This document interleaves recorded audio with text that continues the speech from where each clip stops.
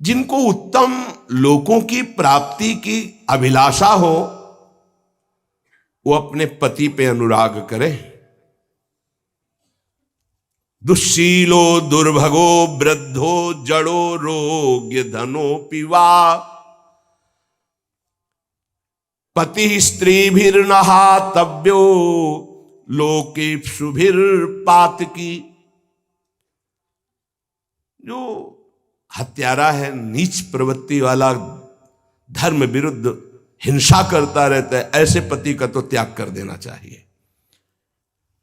अन्यथा चाहे वो थोड़ा बुद्धिहीन हो, भाग्यहीन हो, वृद्ध हो, मूर्ख हो, रोगी हो, निर्धन हो, पर पति का त्याग नहीं करना चाहिए। तुम सती हो, अपने पतियों की सेवा में जाओ। कुलीन स्त्रियों को चाहिए कि वो दूसरे पुरुष की तरफ आंख उठा के न देखे। ये निंदनीय क्रिया है। इससे परलोक नष्ट हो जाता है और लोक में भी बड़ी निंदा और दुख होता है। ये कुकर्म है, ये तुच्छ है, क्षणिक है। वर्तमान में भी कष्ट और भविष्य में भी कष्ट जो पर पुरुष की तरफ देखती है, या जो पुरुष धर्म विरुद्ध आचरण करता है, पातकी है, उसका त्याग कर दे। अन्यथा भगवत भाव से पति की सेवा में।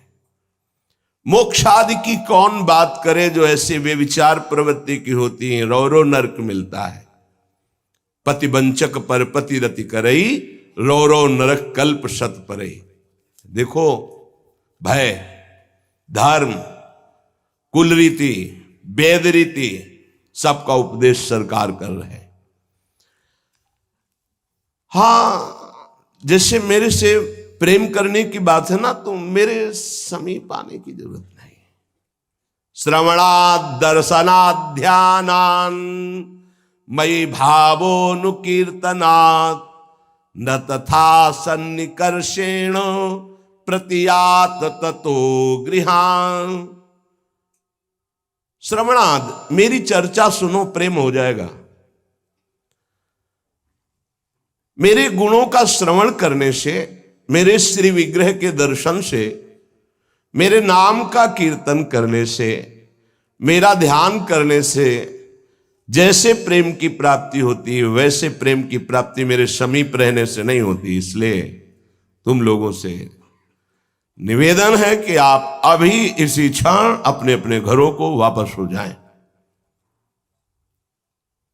भगवान का आदेश नहीं माना जाता।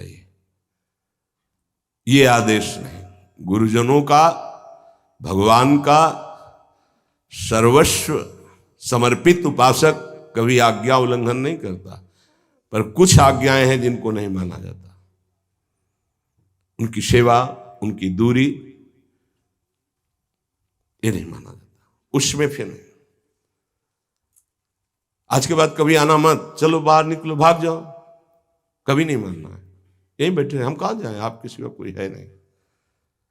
आपको वहां डिस्टर्ब हो तो वहां नहीं बैठे, हम गेट में बैठ जाएंगे, हमारा कोई नहीं आपके सिवा। जाओ, ये धर्म कहता है, वेद कहता है, अपने अपने घर में जाओ, भाई बंधुओं की सेवा करो, पतियों की, पुत्रों की। अगर ऐसा नहीं, नरक मिलेगा। भय, प्रलोभन, रंगीले छबीले रसमयी बातों का धर्म में उपदेश कर रहे, पर जो प्रेमी रसिक होते हैं वो समझते हैं उनके हार्द को, हृदय को। भगवान श्री कृष्ण एक एक शब्द सत्य बोलते हैं। सच्चिदानंद है ना, कभी एक भी शब्द मिथ्या नहीं। शास्त्र उन्हीं से तो निकले। गोपियां खिन्न और उदास हो गई। क्यों? अपरिभाषण है। क्या सत्य अपरिभाषण होता है? यहां सत्य नहीं, यहां प्रीति का राज्य है। तुम सत्य धर्म उपदेश उनको करो जिनको धर्म अर्थ काम मोक्ष की चाह हो, लेकिन जो आपसे प्रेम करते हैं उनके हृदय को समझो। वो हृदय को समझाने के लिए हम सबको कि हमारी गोपी जनों की कितनी ऊंची स्थिति है, भगवान ने ऐसा धर्म युक्त आदेश किया। अब तो सबकी आशा टूट गई कि हठीले हैं, जो बोलते हैं वैसा ही करते हैं, इनके ऊपर किसी का बस तो है नहीं। जब इन्होंने कह दिया आप जाओ, तो इसका मतलब ही हमें स्वीकार नहीं करेंगे। अथाह अपार शोक समुद्र प्रकट हो गया सबके हृदय में, क्योंकि किसी को न धर्म चाहिए, न अर्थ चाहिए, न काम चाहिए, न मोक्ष चाहिए। ये तो सब प्रेमी जन है। इतना शोक बढ़ा कि उनके अधर सूखने लगे, गर्म सांस चलने लगी, सबकी ग्रीवा झुक गए, पैर के नखों से धरती को रुदने लगी, सबके नेत्रों से महान विरह के अश्रु प्रकट हो गए, वक्षास्थल के वस्त्र अश्रु से भींगने लगे। इतना दुख हुआ, कोई बोल नहीं सके, सबकी गर्म सांस चल रही। कुछ क्षण तो सब शांत खड़ी रही। क्यों ऐसी दशा क्यों हो गई? क्योंकि अपने प्यारे श्री कृष्ण के लिए समस्त कामनाओं का त्याग करके एकमात्र श्री कृष्ण का वर्ण किया है। आहा, प्रेष्ठम प्रियतरमिउ प्रतिभासमाणम कृष्णम तदर्थ विनिवर्तित सर्व कामा। बहुत बड़ी पदवी है ये, बहुत उच्च कोटि की स्थिति है।